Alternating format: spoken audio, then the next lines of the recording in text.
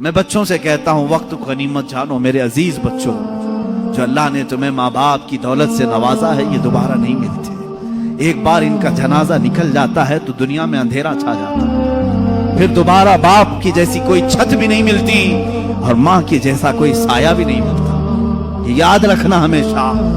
ایک نوجوان کو میں نے دیکھا تھا، وہ بڑا عیاش طبیعت کا تھا، ماں بیوہ ہے، بہت پہلے ہی شوہر کا انتقال ہو گیا تھا، بچہ صرف 4 سال کا تھا یا چھوٹا سا تھا۔ جب سے وہ گھروں کے کام کر کر کے اپنے بچے کو پالتی تھی، جوان ہوا تو اوباشوں کی صحبت میں لگ گیا، بدماشوں کی صحبت میں آ گیا۔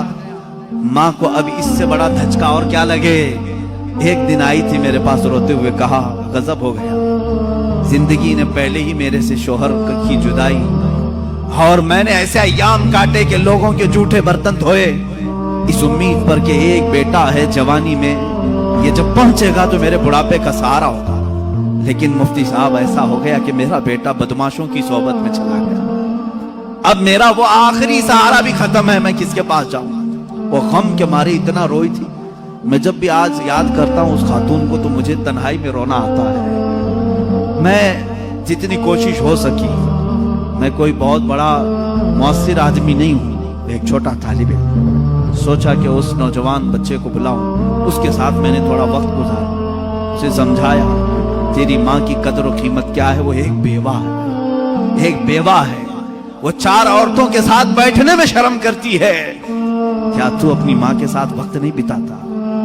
دنیا میں تیرے دوست ہوں گے، تجھے دوست چھوڑ کر کے جائیں تو تجھے کتنی تکلیف ہوتی ہے۔ تو سوچ اپنی ماں کو، اس کے تو کوئی دوست نہیں، اور اس کا بیٹا بھی اس کو رات اکیلا چھوڑ کر جاتا ہے۔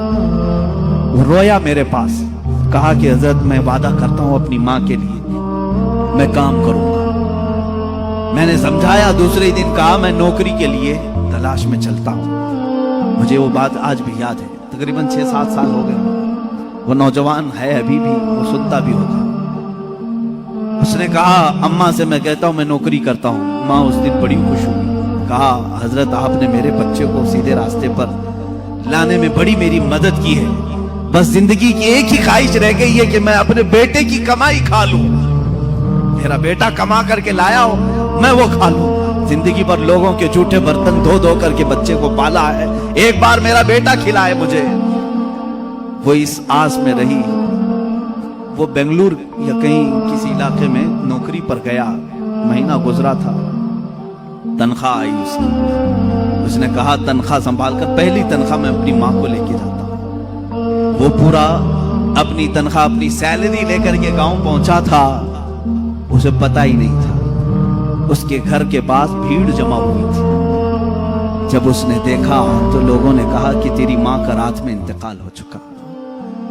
اس نے وہ پیسوں کا لفافہ اپنی ماں کے قدموں میں رکھا، آج تک جب کبھی وہ ملتا ہے تو پھوٹ کر روتا ہے، کہتا ہے میری ماں اسی آس میں دنیا سے چلی گئی کہ بیٹے کی ایک کمائی کھا لوں، لیکن مجھ سے زیادہ بدنصیب کون ہے اس دنیا میں جو ماں کے کمائے ہوئے جھوٹے برتن کو دھوئے ہوئے کمائی تو کھا لیا، اپنے ہاتھوں کا ایک لقمہ میں اپنی بیوہ ماں کو کھلا نہیں سکا۔ اے نوجوانوں، کیا اسی کا نام زندگی ہے؟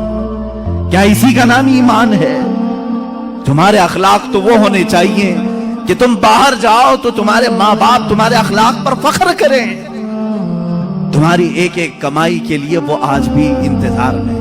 ایک بات یاد رکھنا، ماں باپ لالچی نہیں ہیں تمہارے، لیکن صرف ان کی خواہش یہ ہوتی ہے کہ بیٹا اپنے پیروں پر کھڑا ہو جائے۔ جب مرغی اپنے چوزوں کو خود کھاتے ہوئے دیکھتی ہے تو خوش ہو جاتی ہے، پہلے چونچ سے دانے توڑ توڑ کے کھلاتی رہتی ہے، لیکن جب بچے کھانے کے لائق ہو جاتے ہیں تو خوش ہوتی ہے۔ کیا تمہارے ماں باپ کو اتنی بھی خوشی نہیں دینا چاہتے ہو؟ آج اتنا بھی انہیں سکون نہیں دینا چاہتے؟ جنہوں نے ماں باپ کے ساتھ بدتمیزیاں کی ہیں انہوں نے دنیا میں اپنی جہنم خریدی۔ اللہ کے نبی صلی اللہ تعالیٰ علیہ وسلم سے کسی نے پوچھا ماں باپ کیا ہیں؟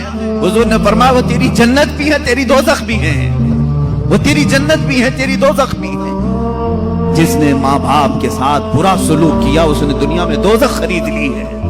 اللہ کے نبی صلی اللہ علیہ وسلم نے یہاں تک فرمایا میں تو چاہتا ہوں کہ جس گھر میں والدین کا نافرمان ہو اس کے گھر کو آگ لگا دوں، دنیا میں آگ لگا دوں۔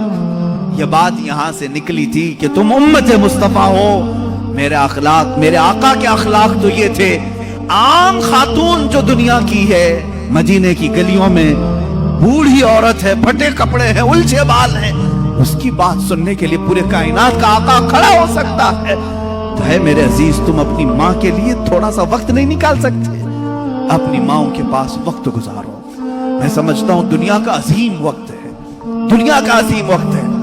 میں بھی آج اپنی ڈائری میں نے لکھا ہے، میں نے بہت ساری جگہوں پر تعلیم حاصل کی ہے، مدرسوں میں پڑھا ہوں، حفظ قرآن ہوا ہے، عالم پڑھے ہیں یا مفتی کورس کیے ہیں، جہاں جہاں وقت گزارے ہیں، لیکن میں نے محسوس کیا ہے میری زندگی کا سب سے قیمتی وقت وہ ہے جب میرے باپ بیمار تھے اور میں ان کے قدموں میں بیٹھا رہا، ان کی آخری نصیحتیں سن رہا ہوں۔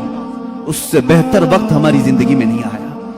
ایک میرے استاذ گرامی، مرشد گرامی کے پاس گزارا ہوا وقت، وہ میری زندگی کا لب لباب ہے، حاصل کلام ہے۔